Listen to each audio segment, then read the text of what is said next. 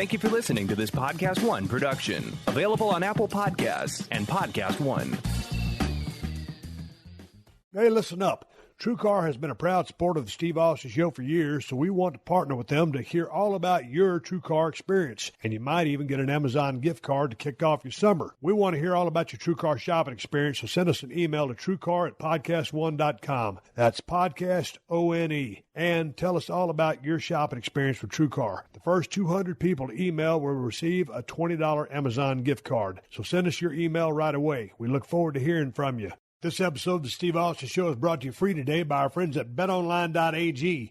July is here and the sports action across the board is scorching hot with Major League Baseball, the UFC, Major League Soccer, and now the Women's World Cup all happening. Get in the mix at BetOnline.ag and use the promo code PodcastOne for your 50% welcome bonus. BetOnline.ag, your online sportsbook experts and exclusive partner of PodcastOne Sportsnet. The following program is a PodcastOne.com production. He started in a small town in Texas. Worked his ass off to become one of the most famous wrestlers of all time. We're going to take care of business tonight, and that's the bottom line. And now he's dominating the world of on-demand audio. And he's doing it for the working man. This is a damn good outlet for me to spew the bullshit off my brain. Yeah! This is Steve Austin Unleashed. All right, everybody, welcome to Steve Austin Show. I am coming to you from the mean streets of Los Angeles, California today. I'm glad to be back. We'll be playing some of the most requested Steve Austin Show classics that have been locked away in the archives. I got a great one for you this week, and here's my producer, Sean, to tell you all about it. Happy 4th of July, everybody, and welcome to another classic episode of the Steve Austin Show. It is producer Sean with episode number 267, Ryback, the Big Guy.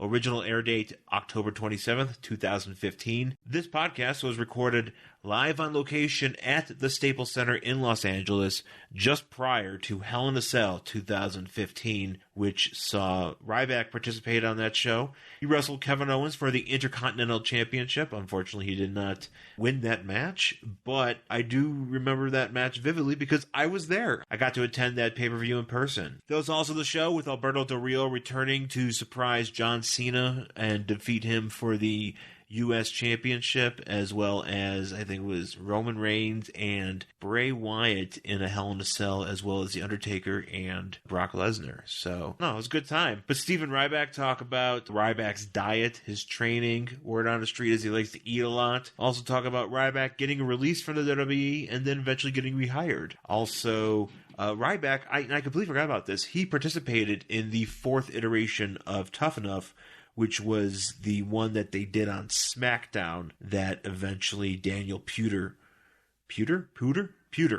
won versus The Miz. Him and The Miz were the two finalists in that particular one. 2004 was when that took place. And 2005 was when Daniel Puder was in the Royal Rumble, and he got lit up pretty good, if I recall.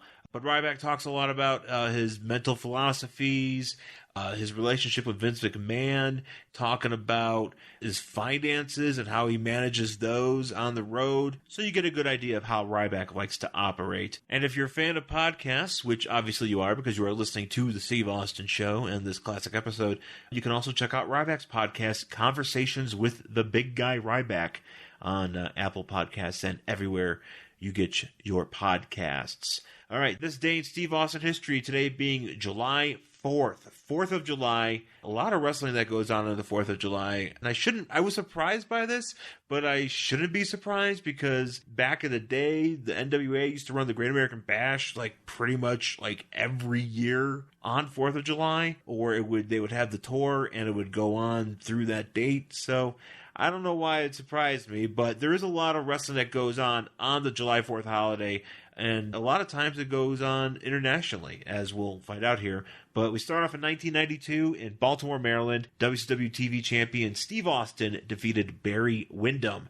Then in 1993 in Greenville, South Carolina, Arn Anderson and Paul Roma fought WCW NWA Tag Team Champions Steve Austin and Brian Pillman to a 30-minute time limit draw. And then finally, in 1997, in Vancouver, British Columbia, Canada, see, I told you, internationally, WWF World Champion The Undertaker defeated Bret Hart and Stone Cold Steve Austin in a triple threat match.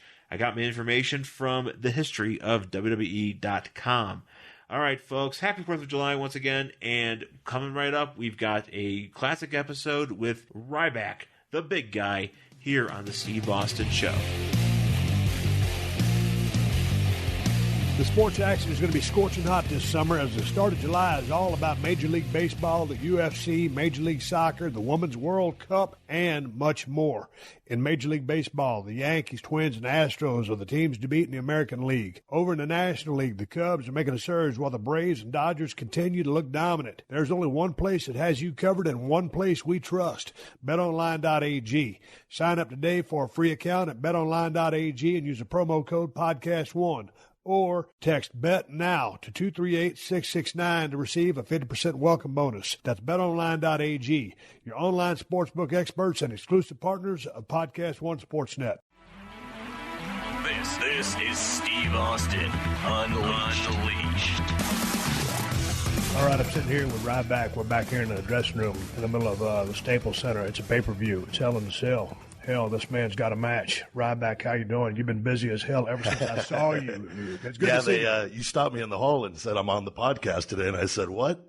And not being sarcastic or anything. And they WWE failed to inform me that I was going to be doing the Stone Cold podcast today. Well, I know, but see, here's the thing. I was just going back a while back, as I told you, last week I was over there talking to Brock Lesnar, and I happened upon you in the hallway, and we just started talking. I said, hey, man, I got a chance to catch you on Rosenberg Radio when you did that interview with Peter Rosenberg, and I said, man, I don't mean any disrespect, but I just kind of just thought you just a musclehead or a meathead, because we texted each other. If you just go by the look, I look like your typical cookie-cutter meathead, not intelligent, just grunting all the time. But I heard you talking, man. I said, man, I got to talk to this cat. And so we spent about 20 minutes in the back, and I said, hey, man, if there's a chance to get you on a podcast.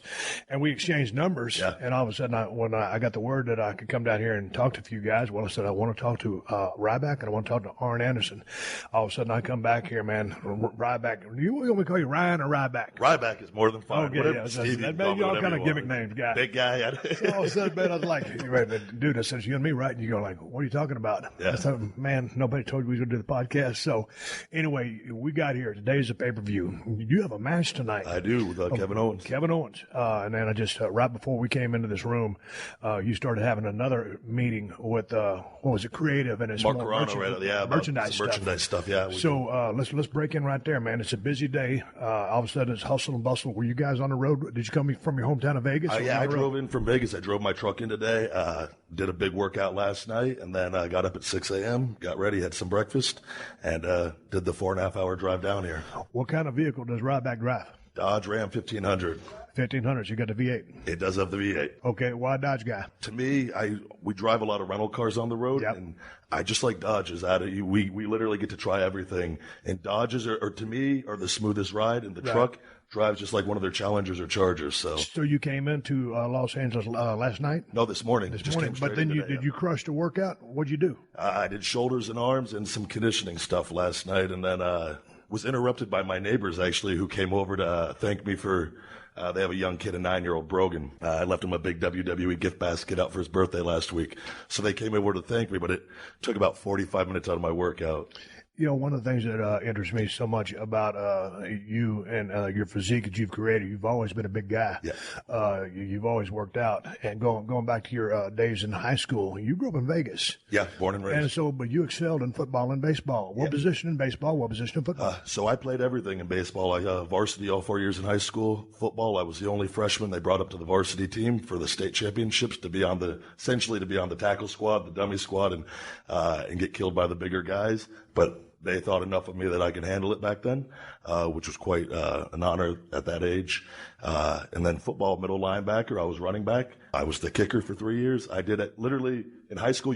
Back then we did everything. Man, dude, I grew up in a 2 and 3A school system. I don't know how y'all have it there. I graduated, for instance, the size of high school I was at. I graduated with 110 people. Yeah. How many kids did you graduate with? I don't know how many was in the class. It was a large school. But so you're in a big school. Yeah. And you're playing all these positions. That's crazy. Yeah. Literally started third base my freshman year in baseball. Played shortstop. My senior year, I moved to first base because I was about 240 then.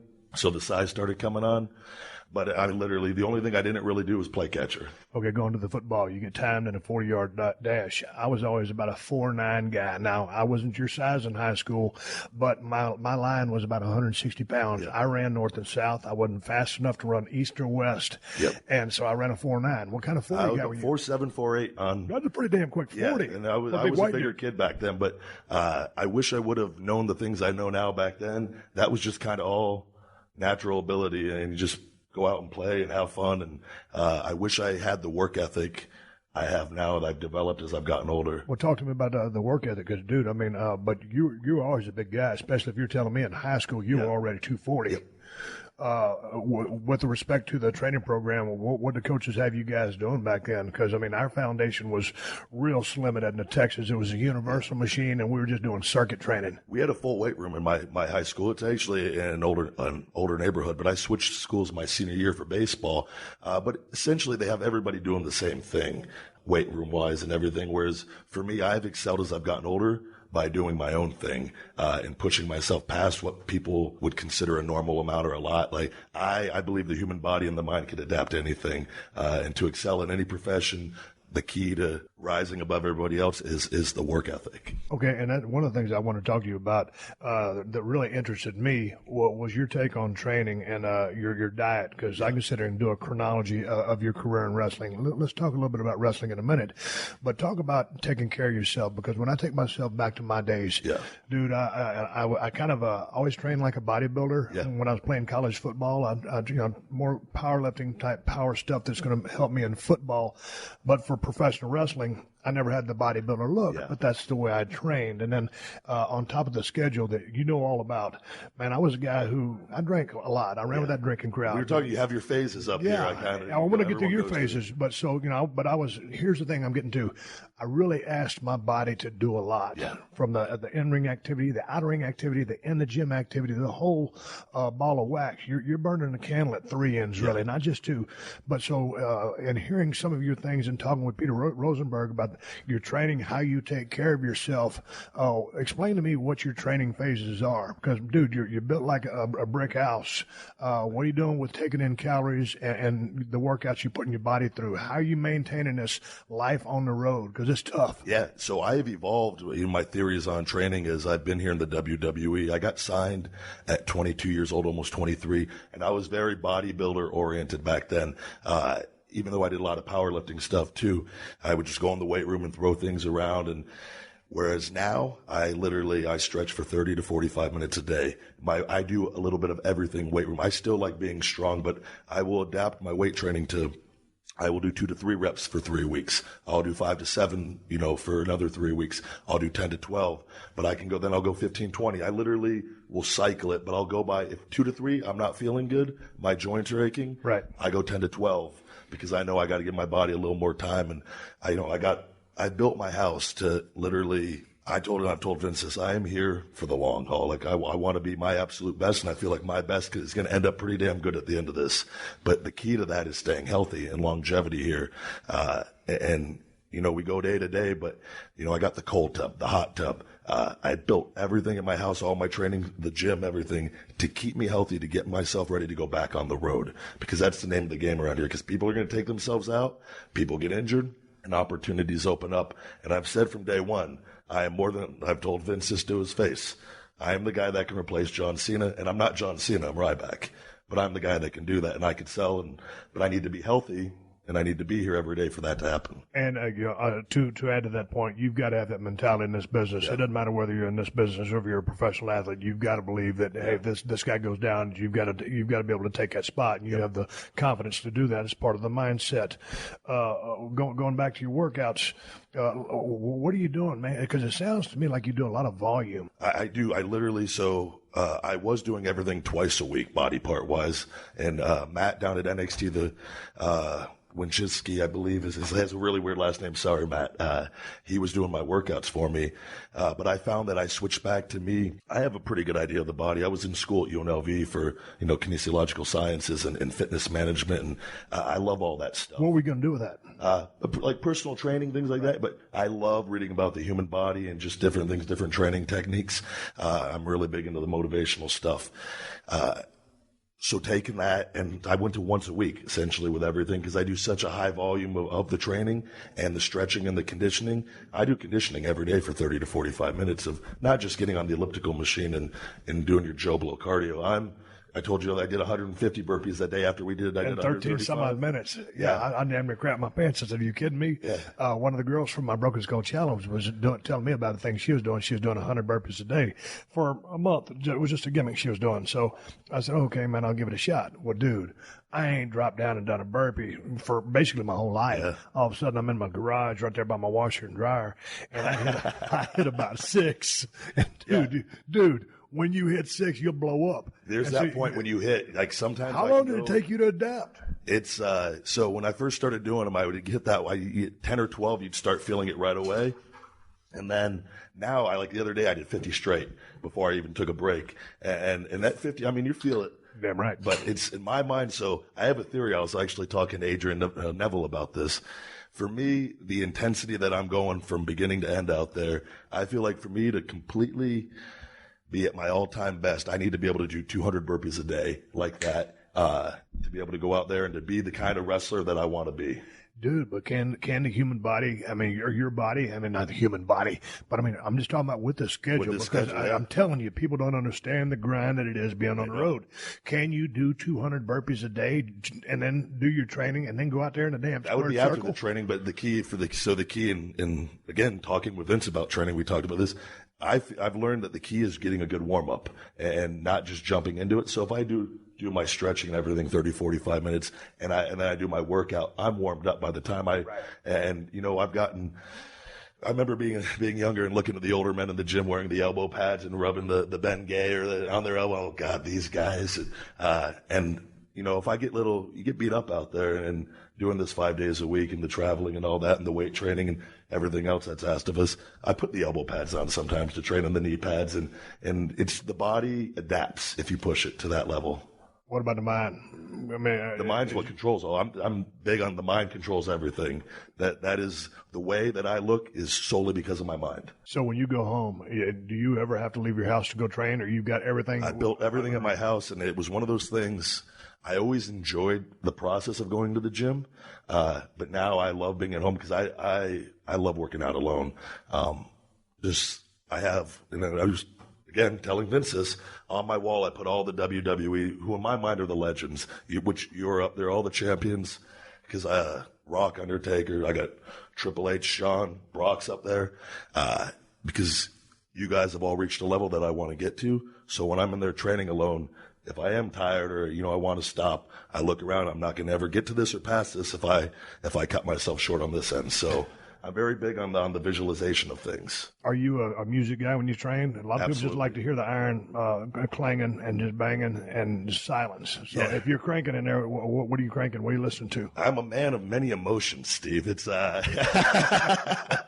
I will literally stretch. When I stretch, I will put up my meditation on. I do this program called Holosync.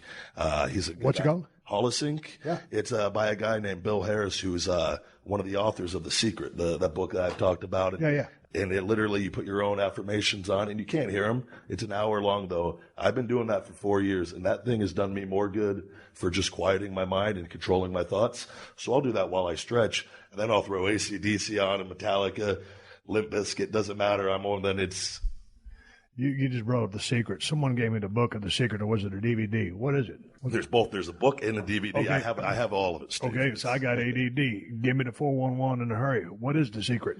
It's essentially the law of attraction, which that our thoughts are energy and it producing positive thoughts. Essentially, it's keeping a positive outlook on life and that our thoughts produce energy, and what you put out there, you attract back to you, which I'm a big believer in. Now, there's always more to the book. There's a whole thing called work ethic also. If I just, you can, I'm going to have $5 million. But if you don't truly believe that and have the work ethic to match that thought, you're going to be sitting in your chair broke. Talk to me about the positive mindset, because I've been here, and sometimes you get into some real head scratching situations where place. And you've been here 10 years. Yeah. you've had a hell of a run. That's staying power. Yeah. And what are you, 33? 33 now, yeah. So, I mean, dude, you're still a young cat. Which, by the way, I did hear one of your podcasts where Wade Keller said he thought the boat had passed on me on being a main event, and you actually stuck up for me, which I appreciate.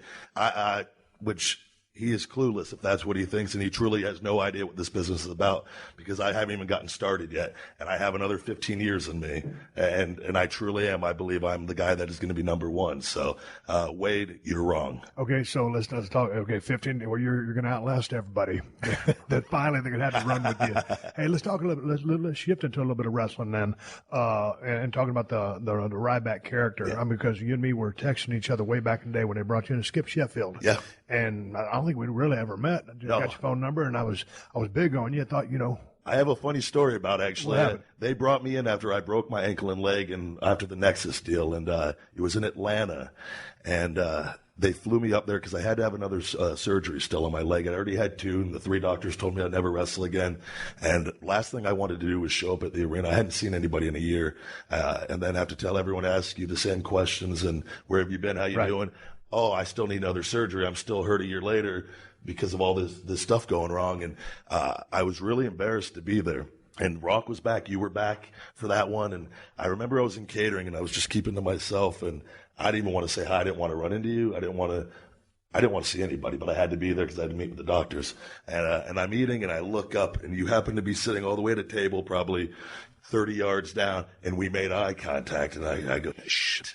And you just stared at me and gave me like a death look. And I go, oh, he's probably mad I didn't say hi to him. But that moment always sticks out in my head, that from WrestleMania back in Atlanta, because I wanted nothing to do with that entire thing. But that was the reasoning why I didn't come up and say hello if that was ever the process. No, dude, sometimes I'll get that 1,000-yard stare, when you're looking at somebody, and it's just like, another bald guy. Yeah. Dude, it's just, man, it is what it is. Talk about Ryback creation. Was this your idea? Because on paper or on television, when you look at it, I know you've already talked about the RVD thing with the trunks, the tights, the singlet, whatever you call it. Some people think shades of Goldberg. Some people think shades of Ultimate Warrior. At the end of the day, what is your thought process? Who and what is Ryback? Yeah, so the Ryback character was created while I was released from WWE. I was sitting there watching Terminator 2. And I was drinking. This was in my phase where I was released from WWE. I was drinking heavily, and which I'm not ashamed to say, because it was the greatest thing that ever happened to me that period. And why? Because you got a chance to be retrospective, or I remember I was working at Smoky Bones, and I stayed in Louisville. I was so ashamed, Steve, to move back to Vegas. I didn't talk to my parents for almost a year because I was released, and it might have been one phone call, and I didn't go home for Christmas that year, for Thanksgiving. Was it because you didn't want them to think you were a failure? Yeah. I was so ashamed that I had had the ball in my hands. I had had this huge opportunity, and WWE had these high expectations for me, in which they told me at the time, and I got released unexpectedly for about 2 years there. And I knew in my mind I had to stay in Louisville. I had to go through whatever I was going to go through, and mentally I was in a very negative mindset, which is a whole other, that's eventually The Secret was introduced to me, and that's what changed all that. But I had read The Secret leading into this, and my mindset started to change. I was like, I used to be like this. What happened to me?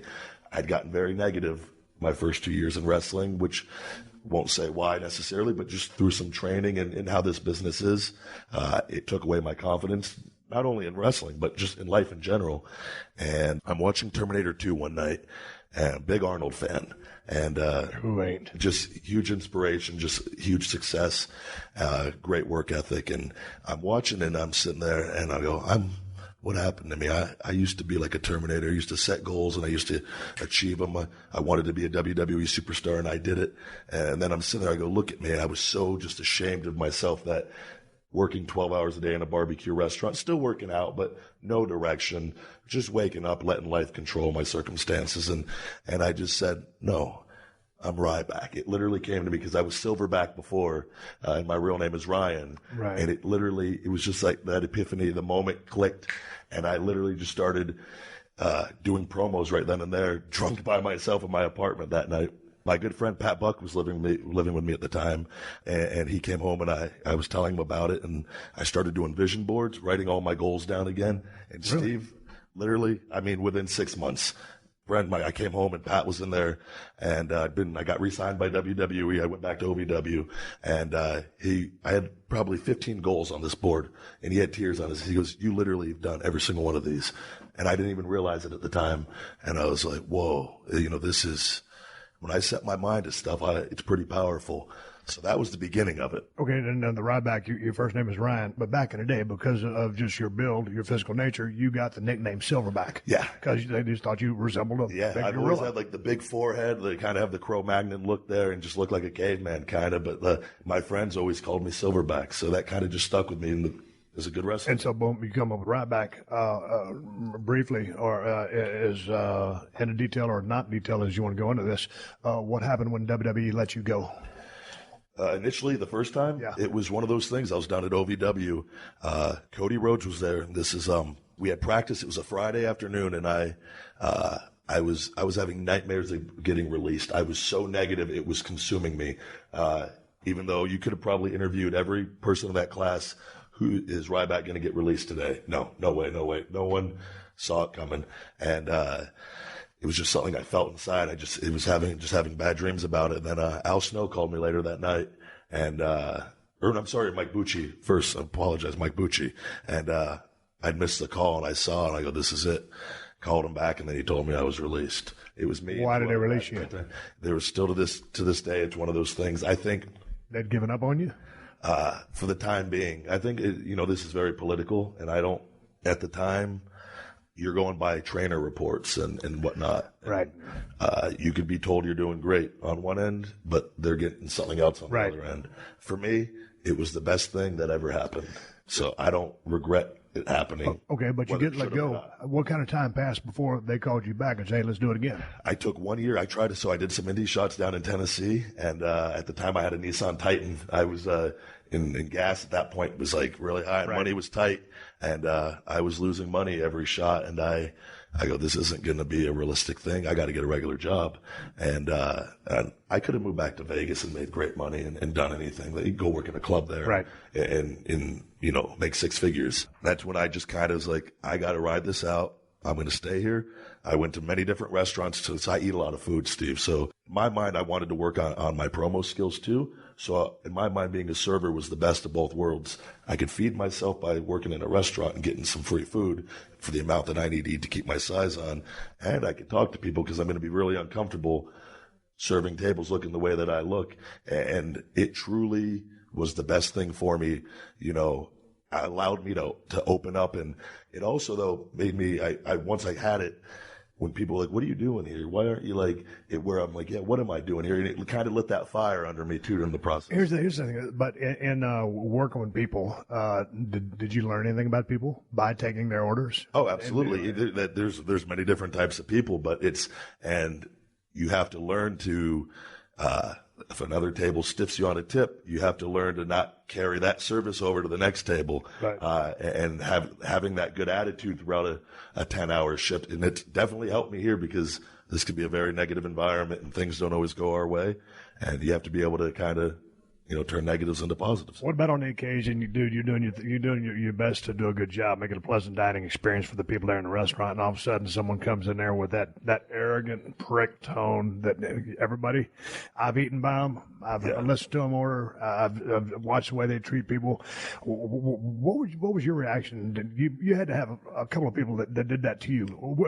With respect to your size. I never, all seriousness, I lucked out on that. I didn't get no guy ever what I thought acted out of line. Right. Now I did have people, "Oh, can I get this? Can I get that?" They start running you and right. I'm doing 6 tables and God damn it. It's, just tell me all at once. I can get it all for you. So, on that end, but I still talk to the manager, that was the manager at the time. And he still tells me to this day, I was the best employee he ever had.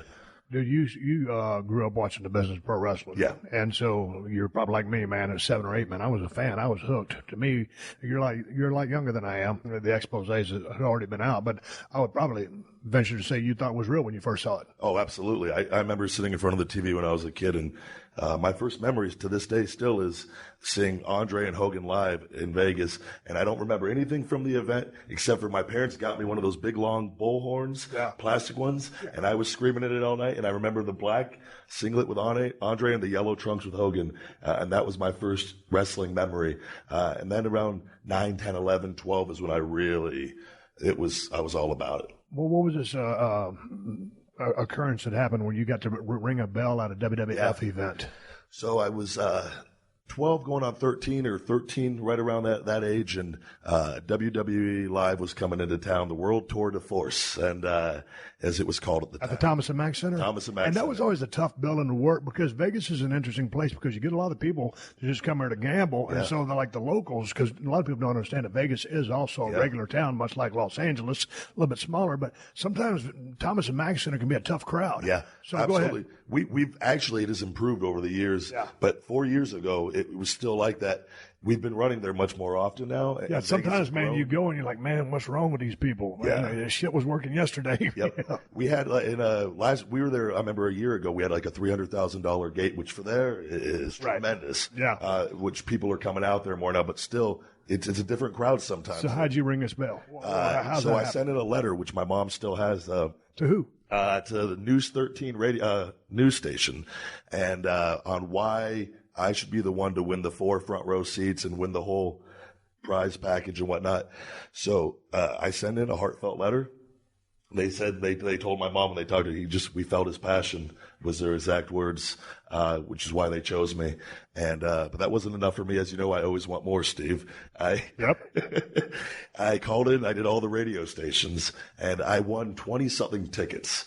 And I took the entire neighborhood, gave them all out, and then I brought my best friends, all sat front row with me, and then we'd change out for a match, bring another friend up, and it's to this day, I still talk to a couple of the guys. So you go through college. Did you end up getting a degree? I didn't. I had about a year and a half left to get my degree when WWE Tough Enough came along, and I dropped my classes. I was so confident I was going to get picked.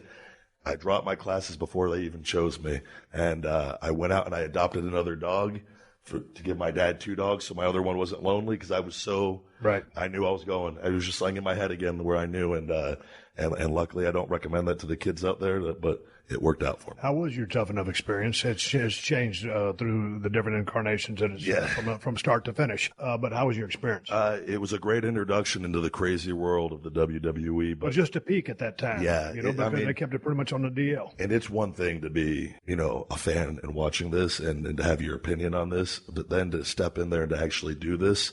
I watched it my whole life, but there was nothing else like it. And, I knew I loved it right away, but it was one of those things. I wanted to get my degree first before and at the time in Vegas, there wasn't, not like there is now, there wasn't any wrestling promotions other than, I think, Buffalo Jim's Wrestling School at the time, which I'd heard was a real scam. Yeah. God, man, I got some stories about Buffalo Jim we won't get into. So that wasn't even an option in my head, but I was glad to be released and to be rehired. Wrestling again on my own at OVW. To me, it was like I wanted that off of me, just to be honest. Tell me about the transition period, because you come from being pretty much a star athlete in high school. You used to contact, dude, you're 240 plus. Was the physicality of what actually happens in the ring an eye-opener for you? And how were you with bumping? Because I'll tell you what, man, all of a sudden you start bumping someone around, and it's kind of a come-to-Jesus moment. You either like it or you don't, or it takes you some getting used to, because it's not what you think it is. Yeah. And it's controlled science. Yep. I remember my head throbbing, having headaches the first couple days there, but it wasn't. I remember there was another guy that was a former Marine on that show with us, and he quit after one day, and he was sitting there, I was doing an ice bath, and wasn't that bad. And but everyone takes it differently, and I loved it from the beginning. I loved the physicality and the contact, and to me, it's like we get to go out there and release that adrenaline, and not everybody has that luxury to get to do that. How long did it take you to acclimate to in-ring activities? Because the first time I got in the ring, we're just doing drills and stuff, but all of a sudden you throw in a live crowd, and all of a sudden you start telling a story, or you blow up. Yeah. I mean, if you've had injuries, I've had injuries. When you come back, if it was like when I came back from my neck or my tricep, it took me 2 solid months of being on the road working with a hellacious hand in Savio Vega to get my lungs and my timing back. 2 months. Yeah. So how long did it take you to just get in ring shape? When I first started, I would blow up all the time. I had no idea. I would just go, but I never knew what blowing up was until I found out real quick. Yeah, until Bill DeMott introduced me to blowing up really quick, and it was I was talking about this the other day. For me, that was actually one of the biggest things for me to overcome. I developed a fear of it early on in my career, and that was a big part of the negativity with me. And I didn't understand it because I always thought I trained hard and whatnot, but it was a mental thing at that point.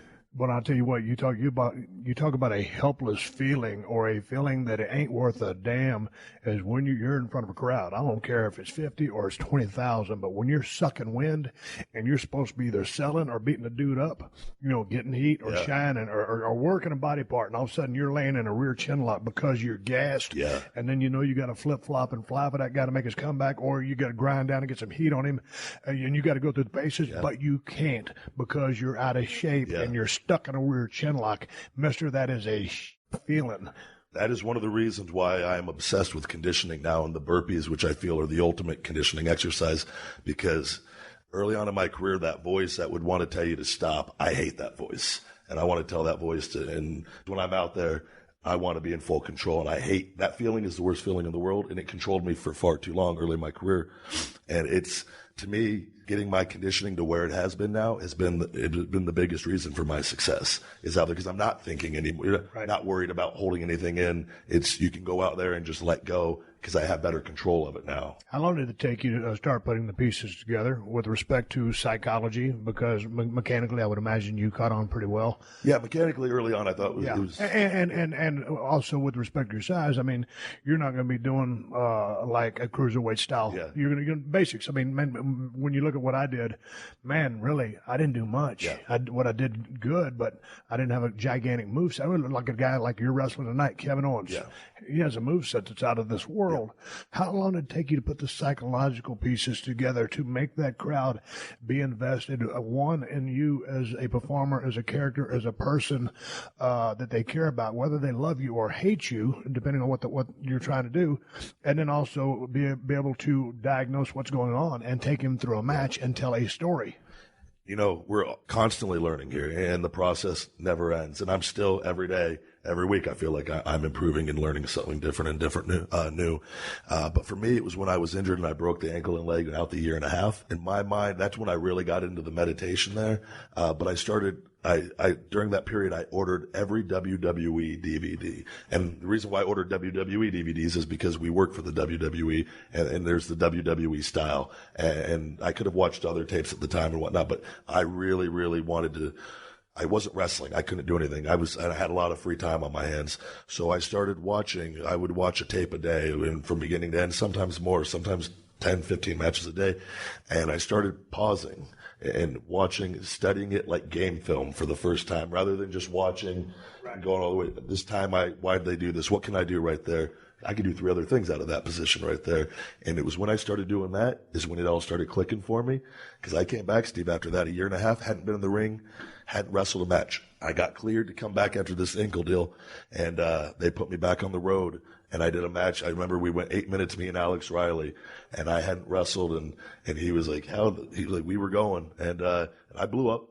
But it was, at that point mentally, though, I had the confidence that I didn't have quite before. Right. And that for me is when I felt, you know what, I could do this. And that's when I had the confidence. And I went into Vince, I remember before Ryback, and I was just showing up every week to TVs, not doing anything with me.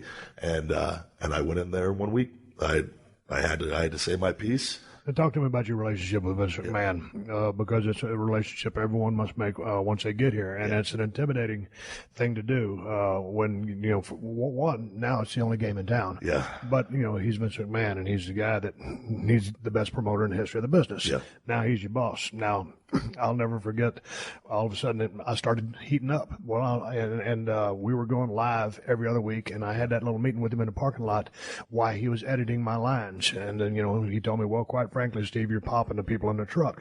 I was trying to be a heel.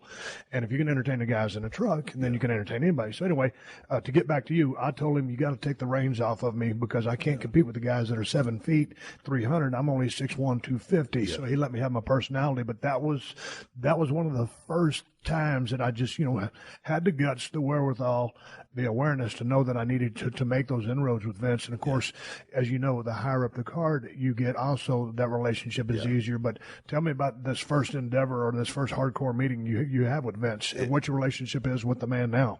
It was because it seems like it, dude. You guys are straight up eye to eye. Here's what it is. And it's I had to go talk to him last week about some stuff, and every week is a fight here, as you know. And it is truly a challenge, but it is an exciting challenge. Sometimes I wish it was a little easier at times, but again, it's an every week thing. And it was at that point when I talked, and I've always told Vince this, when I talk to him, I don't want to go to him just all the time for everything, and it has to have meaning behind it, and it always has. Because otherwise you start, some people I feel abuse that power. Right. And he's a busy man. He has pulled a million different directions. So it's when I truly feel I need to talk to him about selling. And that was one of those moments, the first times when I felt like we weren't utilizing me to the best of our abilities. And I remember from that conversation, just telling, I need you to give me an opportunity, put me out there. I don't need vignettes. Just put me out there. I will get myself over, were my exact words. So I said something I said your company to him at one point, and at the end of the conversation, he goes, you will be ready when you realize it is our company. And I said, our company. And I walked out of there. I was like, damn it, thinking, how long do I have to wait now before I go talk to him and somehow sneak in our company?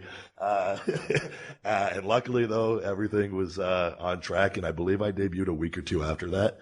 They gave me the local talents, and they let me just go out there and get myself over, which I feel, every week were different guys, and they gave me small guys. So I had to be as entertaining as possible. And I realized at that point, the best way to get over wrestling these small guys is to make it like a train wreck where people just want to see these guys get killed. And we succeeded on that. Make sure to stick around after this podcast to get the latest headlines from the AP News Minute. PodcastOne presents the GG Podcast with Rick Fox, Jace Hall, and Todd Roy. Log on to see the world behind the esports you love and find out what good game really means from the trio who's taken the business by storm. Whoopi literally goes, no, I agree with Rick. And she played Diablo. She plays Diablo. She's a gamer. That's how she's a gamer. Download new episodes of the GG Podcast every week on Apple Podcasts and PodcastOne. This is Steve Austin Unleashed. How has the landscape or the feel, the vibe of the company changed from your first days here to now? Because to me, it's changed light years, and I'm on the outside looking in. It's one of those things. So now we look around the guys. We all came from developmental, essentially. Whereas when you came in, it was much different, coming in from the territories and whatnot. And so we all of us here, we've all been here, and I've been here 10 years, and which is crazy for me to sit here and to think about that. But whereas people look at us now as the more experienced guys, and it goes by like that, where I still feel like it's my first day on the job. But really nothing, I guess it can change looking from the outside in, because if I showed back up later and then there's all different guys, it's all new guys. But for us, we've been all around each other, for the last 10, 12 years, a lot of us. So, which is cool to come up and to see a lot of guys stick around. But like I said, it's a weekly fight here, though. And you have to, I heard Brock say last week, you got to be kind of selfish. And truer words have never been spoken. How competitive is this locker room? Because I'm back in my days, which I can speak of, dude. I mean, you know, I was on top, but I mean, it's like, dude, this shark. I told Rock one time, I pulled him aside. He was really starting to get hot, and I always hit it off with the Rock, and we just had great in-ring chemistry, a lot of respect for each other. We don't call each other all the time. We don't text each other all the time. I was about to leave, and I said, hey man, I said just be aware. I said, dude, these are shark-infested waters. Yeah. And they are. And so basically, you know, as good as you can get along with anybody, you know, when somebody, you don't want anybody to go down with an injury, you hate to see that. But to your point, like what you said 30 minutes ago, man, if somebody does go down, you've got to be able to take that spot. Absolutely. But dude, I mean, you know, every day, you know, it's like, I don't imagine with your love of the business as a kid at 7 or 8 wanting to be a pro wrestler that your goal was to be the opening match. Yeah. So it's one of those things here, like you have to literally, we have a very competitive roster, and we have a lot of talented guys right now. And I take this very, very personal, going back from when I came back from this ankle injury and overcoming all those odds there and coming back and being given local enhancement talent and getting myself over to the degree that I did, and then getting thrown in the main event. And I thought holding my own very well in that position for 8 months of being the secondary player, essentially for 8 months before I essentially turned. And to me, I've always had a chip on my shoulder from that, because we were selling some good numbers, and when I came in on all that, and I had it all taken away. And this is a very political business, and I'm very competitive. I would rather, if I'm hot and Daniel Bryan comes in and he gets hotter than me, I'm okay with that. Personally, it pisses me off, but in my head, I'm thinking, how can I outdo him now on the creative end to try to get more over than him, or to try to get my numbers back up? Whereas other guys in this business don't think that way. And it is very political, and you have a lot of producers, and you have a lot of people here that have their own personal objectives, which I feel is too many, rather than that have access to the boss's ear.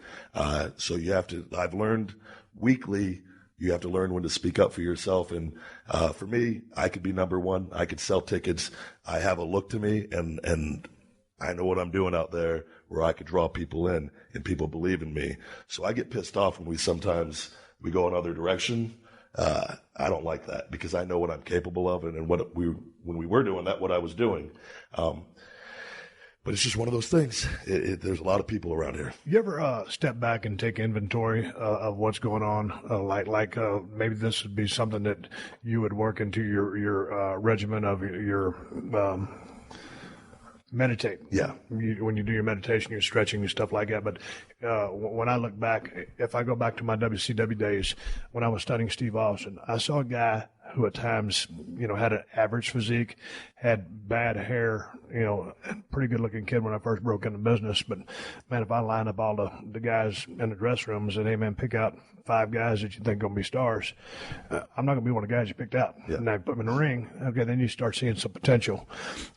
Can you remove yourself from the equation, or can you put everybody on a lineup there and now look at the roster and say, man, here's why I should be here, or then taking a look, you know, over the ring and watching down and looking at what everybody's doing in the ring and saying, okay, this guy's doing this, but I can do this, and try to improve what you're bringing to the table. Yeah. Because it took me losing my hair to shave the head to come up with the Stone Cold thing. It took a promo by Jake the Snake Roberts for that little piece to fall in, and PSAs to tell me about that promo, to have that match, to come up with a catchphrase, which kind of catapulted everything, because maybe I was destined to be a mid-card player. I had not everything lined up.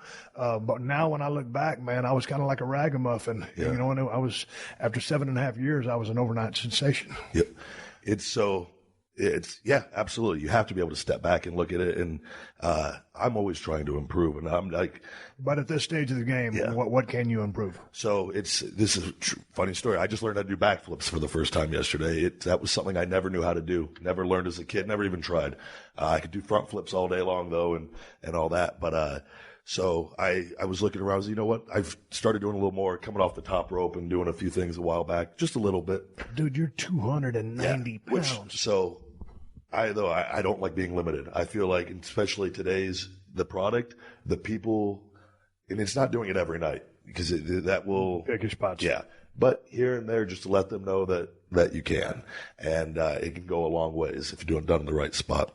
So like I had a fear of going backwards yesterday I bought a big trampoline, put it up in my backyard, and then I realized I need to go get instructions first on this. Went to a parkour gymnastics school 15 minutes down from my house, and within 1 hour I learned how to do backflips yesterday to hopefully eventually incorporate that into the ring, whether it's a moonsault or something of that nature. But I'm always trying to improve, and I go home, I'm watching tape still watch matches every week. Even if I'm home a day and a half, I try to watch a couple matches at least. I watch a lot of the indie stuff, looking for different moves, different way to go into moves, pacing. But I also got to incorporate Are you a guy that gets on the road and before or after your match, you're watching every single match in the ring to see what the crowd's buying, what the boys are doing? Yeah, a lot of this. So I don't watch everything all the time. I used to. Sometimes you get busy and pulled in different directions. Absolutely. Here. But when you can, as much as you can, so you don't want to duplicate things. And sometimes guys are taking 4 shoulder posts in the night, and you don't want to do that. And sometimes it's one of those nights, and then some nights it's like, man, I'm thinking about it working the arm, and all of a sudden I'm match number 6, and for some reason all 5 matches work the arm. So I'm thinking, okay, I got one work a neck, work a headlock. Yeah. Because you can't do that. And it's one of those. So I have to also. We're on a kick with keeping me as intense as possible, and when I went through that whole heel phase on the Ryback, so that was the most fun I had because I got to go out there and just do whatever I wanted. And the spotlight. Talk to me about that. Do you prefer working a heel or babyface? I love being babyface. I feel it's one of those things. I like putting smiles on kids' faces, and I feel like with my style and being aggressive, adults like watching me still too. Where it's like just one section of the crowd is liking me.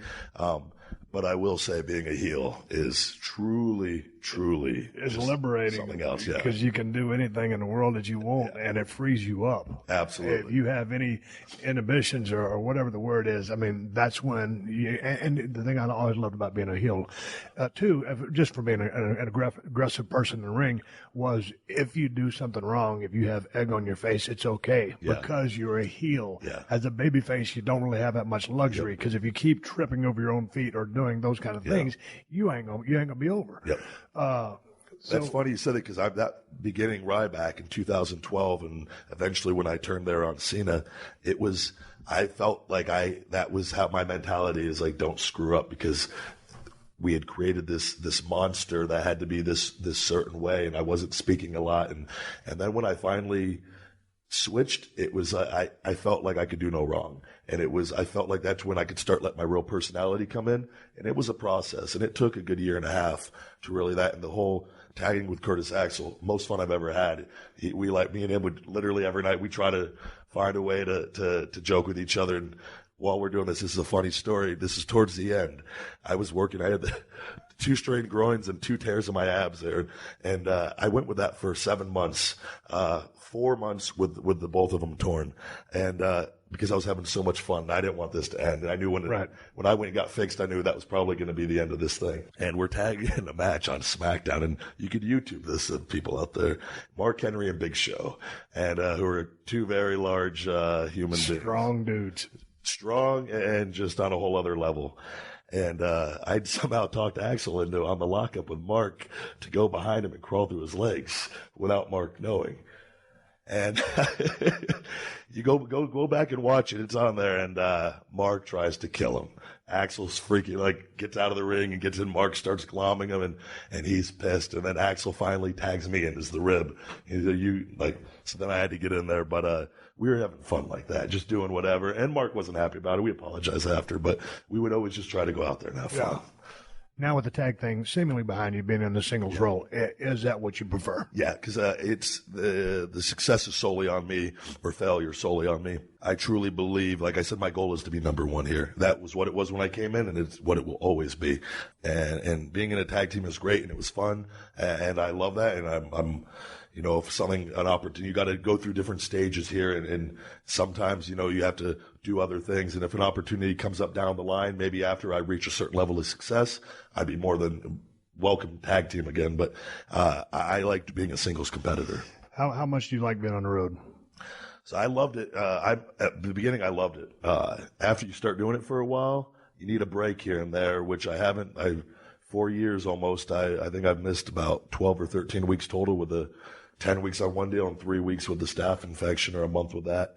And that's it. And other than that, I've been full time. So, I mean, it's, you know, I make the most of my time. I listen to the audiobooks. I drive alone. I don't ride with anybody. I'm a guy that early on I rode with Daniel Bryan and Cody and Cesaro for a little bit. And I realized I like having a little extra time to work out. I like going to my own food places. I like, if I feel great and wake up at 7 a.m., I want to go work out or go eat. I don't want to have to wait till a 10:30 set time that we all set to go get in the car together. And so I decided to eat that expense early on and invest it in myself, and it has paid off. Well, and the thing about it is, at the end of the day, it's going to be a write-off. It's still money, but you can write the bulk of it off. But, man, if you're able to get the peace of mind and the freedom to do that, that was always my big deal. I mean, back in the day, you crowd as many guys as you could into a van, a car, whatever, because nobody was making no money. But I understand when you are able to make some money, that's when you go get your own rental-car. And that was for me because, dude, I'm a loner. I love traveling by myself. Now, I truly value the days when I was driving down the road with gorgeous Gary Young and Skandar Akbar and Bronco Lubitz, and those guys were dropping knowledge on me as I was sitting in the back seat or riding shotgun and getting the education part of it. But then, left to my own devices, I'd much rather travel by myself. A lot of guys these days have employed the tour bus technology and gone that route. Had I thought about that back in the day, I think I could have, I don't know, maybe got another year or two out of it. Have you ever considered doing a tour bus option? We actually have contract is coming up next year, and actually we've talked about that with them. I don't know. So for me, that's what I was talking to them about, the merchandise stuff. I need some stuff outside of what the contract is going to be. If I'm going to do that, I need some other stuff, which there's no reason why there shouldn't be. But that is, to me, that is the key to longevity. If that tool is available to us now, I would be stupid not to use that. But at the same time, because getting in cars and driving at 4 or 5 hours sometimes after all this, and sitting and standing where you can relax on a bus and have home cooked food essentially, and if I can get away with that, I'm going to get that. But at the same time, I have to be able to afford that and not have that cut into what I'm making in the long run. How are you with respect to, I'm not talking about numbers, I'm talking about how are you with respect, you're a single guy, right? Yeah. Okay, man, when I used to carry my bills in a hefty trash bag. Yeah. And I always paid my bills, but, man, I was a guy that was very disorganized. Yeah. You doing your solo thing, man, how in tune are you with keeping your taxes straight, keeping your budget, not going overboard, living below your means? Yeah. I always tell everybody, I don't care how much you make, where you come from, always live below your means. Yep. Don't start spending on a gross. Think about the net. Pay Uncle Sam. Yep. How are you with that? So very early on, when I got up here, I realized I take 40% for taxes every check. I have a separate tax account, which has extra money at the end of the year. Whatever that money is extra, that's my bonus for the year to myself, to buy myself something that I might not normally get if I didn't have. So I didn't do anything with my money for the first probably 2 years here, because I wanted to educate myself. I like to know about things, and I don't like to just trust a financial advisor at Chase Bank, and I want to know what the hell my money's doing, because I trust myself. And I can live with myself losing it over somebody else, to be quite frank. Right. So I did nothing but read financial books and doing the audio books. And I invest, I have golds, I have literally a little bit of everything. And my house will be paid off by the end of the year that I had built it'll be 2 years ago, January. And I put a lot into that, and the value on that's already gone up. Because to me, getting into this, having a paid off house is a little bit of financial freedom, that no matter what, if I were to go out there and something happened to me, God forbid, because I've already had it happen, as you know, that I have a place to live and I'm taken care of. So, but that to me, I learned that very early on. You have to, the amount of money that we have the ability to make, you have to know what you're doing, because that money's not always going to necessarily be there. And it's not always going to stay the same. No, it fluctuates. Down, business is down, things are going down. Yeah. And so if you adjust your lifestyle to a high income and all of a sudden things get a little bit down, I mean, you're not in a good position. So I was always very frugal with my money. And it's interesting to hear that you almost have your house paid off for, because back in the day, that was territory mentality. Yeah. That was one of the things that you did. You paid cash for your house. And this is back when the houses were a lot cheaper. And, of course, the money wasn't as big back then. But just because the business was so iffy, if you got fired, at least no one could take your crib from you. So it's refreshing to hear that, at least that's psychology. That's my mentality on it, though. That is still there. Yeah. As a guy who, and we'll wrap this thing up because here's the thing, man. You're about to fight Kevin Owens in a match here at Hell in a Cell, and you've been busy doing all your things all day. But let's wrap this thing up. Before you go out to the ring, with as much as you prep before you go into the gym, your warm up, your stretching, your meditation. I was a guy that, man, if I just go my arms like this a couple times, I'm just making my arms go back and forth like you would do if you're standing there. Yeah. Make a couple of shoulder circles. I dump water on myself to get the ashes off so I wouldn't be crusty. That was my prep. Or Jake the Snake Roberts was famous for standing over there taking a drag off his cigarette. They'd hit his music. He'd put his cigarette out, grab that snake, and walk to the ring. Yeah. What is your prep to get out there in the squared circle? So I'll go out by the ring and I'll do a good, usually if I go to the gym, I stretch really good there at the gym where I don't have to do a big warm up before the match as far as stretching, but I'll go out there and get a good 30-minute stretch today just to really, because I drove 4 hours to get loose. But it's funny you brought up the water. I saw some tape of you, I don't know how long ago, this was years ago, of you pouring the water before you went out there. And that's not a bad idea. And so for me, every once in a while, I'll do the smelling salt, but I'll grab 2 or 3 bottles of, it has to be cold, ice cold water. And I'll pour that all over my head and let it go down my body because it literally wakes up the nerves. And I go out there. That's where I came up with the wake up when I was out there with that whole thing. And I'm waking myself up before because I could be dead tired. When that cold water hits me, it's like the red light goes on. And so I got that from you, so thank you. But that is my process. Along, I got the bands, and I don't have a set warm-up. I go by, if my right shoulder's a little tight today, I'll do a little more stuff for my right shoulder. But talk to me, are you one of those guys that thinks, okay, now, like, man, it's Stone Cold. Dude, as soon as that glass breaks, I'm Stone Cold. It's not like I got to psych up before I go out there. Do you have to psych up and animate to be or turn into Ryback? No. The cold water is the extent of it right there. Okay. And then boom, you're fired up. Boom, you're red go. Yeah, I remember Hell in a Cell, my first one with Punk in 2012. I was back there and I would get pacing back and forth and get myself all amped up. And Hunter pulled me aside and he goes, "You're good." He goes, "Relax." He goes, "You're in the main event. You deserve this." He goes, "You keep up that intensity out there like you're doing right now, you're going to blow yourself up." And he goes, "Just relax. You're going to be fine. Trust me." And it was like, yeah, I am going to be fine. I know what I'm doing. And I ever since that point, I don't get all amped up back there. But that's interesting because a while back, you were just talking about maintaining the intensity in the ring. And so sometimes, like when you maintain an intensity, it's a body tightness or a flex position of intensity but that can drain the life out of you. Suck the life right out of you. So it's man, I used to go back as much as you watch the WWE stuff. I would recommend going back into the mid-'80s if you can find some old Jerry Lawler stuff. Because I was just talking about him a couple of weeks ago on a podcast. Man, he'd be right at the peak of a feud.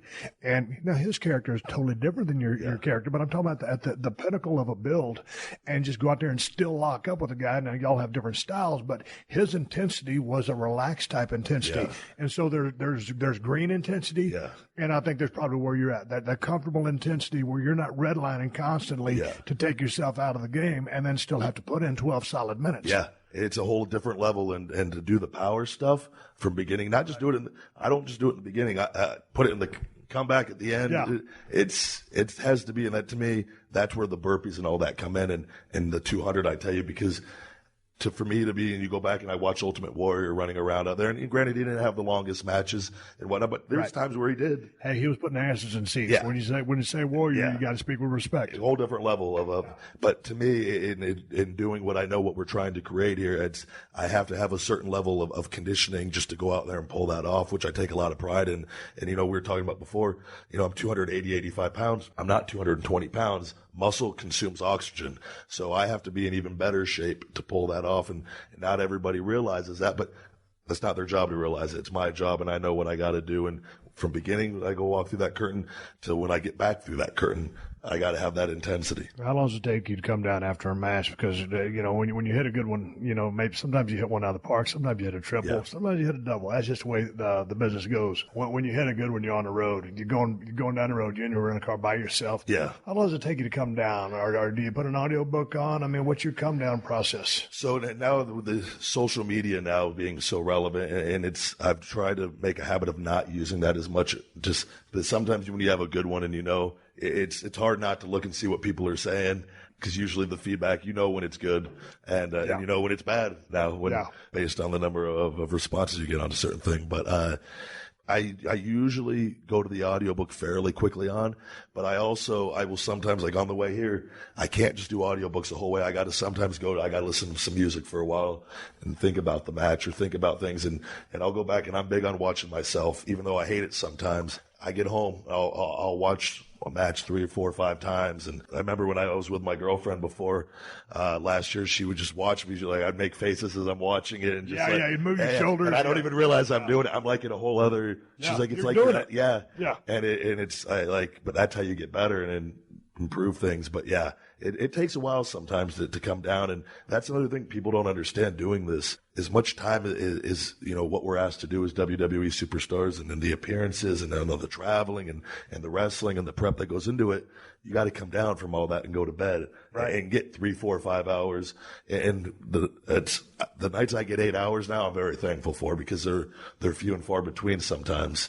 And just sometimes I used to never have a problem going to bed. And the longer I've done this, I've realized I got to take a melatonin here and there, take a Kappa NyQuil here and there. Not every night, but there's some nights your body just doesn't want to shut down because. Dude, here's the thing about it is, and I still, to this day, I don't sleep worth a damn anyway. That's a whole nother story for a whole nother day. But it's like, man, I'm thinking to myself, okay, I'm pushing myself very hard in the gym. I'm trying to set these PRs. I'm on a pretty good schedule right now. So I'm thinking, everything I've done to my body today says I'm tired. My body is telling me I'm tired. And I might be nodding off, and it might only be like 8 p.m., but I'm gonna wait till about 9:30. So I get in bed. When I get in bed, it's like, okay, my body starts waking up. Yeah. And I'm like, what are you doing? Yep. You've been telling me you're tired, and now that I'm in bed, you don't want to go to sleep. Yeah. And so, like, I'll toss, turn all night, wake up feeling like a piece of shit. Like, what's up? People don't understand it. It's other thing when you have to get up. You have to catch a flight. Your body's stressed already because you have to be up at a certain point, and if you're only going to get 4 hours, you want to get those 4 hours. Yeah. So before you know it, an hour goes by and you haven't even shut an eye. You're looking at the clock and like, oh man, I'm not going to get 3 hours, and then I'm going to get 2.5 hours. And I've had that happen. So it's just. Last question I'm going to ask you, then I'm going to let you go do your thing, because I know you got to go through your paces and think about tonight's performance. Probably sold out here at the Staples Center in Los Angeles, California. The physique of Ryback requires how many calories intake daily to maintain everything that you do? I quit counting calories quite a while back. Yep. I go by the mirror now, and I've learned to not, because I used to be obsessed with having my weight over 290, and I've learned I might be 275, 280 right now, my weight, but I still look like I'm the same size. I do a lot of the meal prep services, like this company called Fuel Up. When I'm home, they send me the meals. That way I don't got to cook 8 times a day, but I'll do the brown rice and the steak and the chicken. So every meal to me, especially when we get to this level, every meal I put in my body is to benefit myself, to try to better myself, so that when I wake up the next day, I look a little bit better than I did yesterday. That's at least what in my mind, what I'm going for. Because sometimes you feel good doing this. Sometimes we're beat up, but I've learned I don't have cheat days anymore. Every once in a blue moon, I might go get a milkshake, and I'm talking maybe twice a year. Right. And I'll know when I hit that point I need something. Dude, twice a year, yeah, dude. Yeah, that's 2 warranted cheat days. Yeah. So it's, and for me, and I'm consuming enough calories where I'm never hungry to begin with. And I got to do all the conditioning stuff. I got to. So what are we guessing if we're going to ballpark 5,000? 5,000 is a good number. I would say it's close to that. Okay, let's don't make this a plug for Fuel Up, but tell me about this, because I've been looking at some of these services, because sometimes, man, on the go, when I'm down there filming one of my shows, I ain't got no time to do nothing. Yep. Are you, is it? It is top notch. And I've reached out to them. I know they were doing something with Zack Ryder, and they said they were interested in, sponsoring me for that or something, but I use them just because I like them. No, but here's the thing. If it's geared towards performance and what you do, it is a write-off. Yeah. It's real money you're spending, but you can write that off. And I've always said I love it. So for me, they overnighted. You can tell them I get home on Wednesday. Please have it in my house for Wednesday. They've done it every time where I get in, and they overnight it Tuesday, where it gets in Wednesday on ice. You can put them in the refrigerator for 7 days or freeze them for up to a month, and pop them in the microwave. Low sodium, all that. You can put your own flavoring and seasoning on them. Some of them have some sauce on it, but it literally tells you I can get like broccoli and steak, and I'm getting 75 grams of protein and no carbs on this meal, or the turkey chili, which I'm getting 50 grams of carbs and 60 grams of protein. It's all on there. So I know what I'm getting. That's awesome. Every single meal, and they taste awesome. So. Okay, I said that was the last question here. Here's the last question. You got Kevin Owens literally 4 hours from now. Yep. How you feeling about that? Because when I was going to a pay-per-view, I'd kind of feel not so much nervous, a little jittery, but then as soon as the glass broke, I was good to go. Yeah. But that was me. I anticipated getting in the ring, but with a little nervous energy. What goes through your mind as we just sit here and talk, and you go back to your own devices? I try to treat every show the same that we do here, just from that standpoint of live event, TV, pay-per-view, of approaching it the same exact way, putting in the same effort on everyone. But I've learned that the crowds are different. For a WWE live event crowd is totally different than a Monday Night Raw crowd. Yeah. And a Monday Night Raw crowd is a little different than a pay-per-view crowd. It's just that's Ryback's phone is going off. They're probably calling when someone's phone goes off in a podcast, they owe me a beer. So are nerves going on? I mean, with respect, nerves in a good way, because we can elaborate. Yeah. All those crowds are different. To your point, but are you nervous about it tonight? It's a positive nervousness. I've learned to harness that energy in a positive way, where I'm excited. I know what I have and what's on my plate for tonight, and I know where I'm at on the card. So it's a challenge we're on a little bit later tonight, and it's one of those things. Okay, how can we go out there and get them on their feet for where we're at on the card tonight? And it's a challenge, and I like it. I love every day on the job.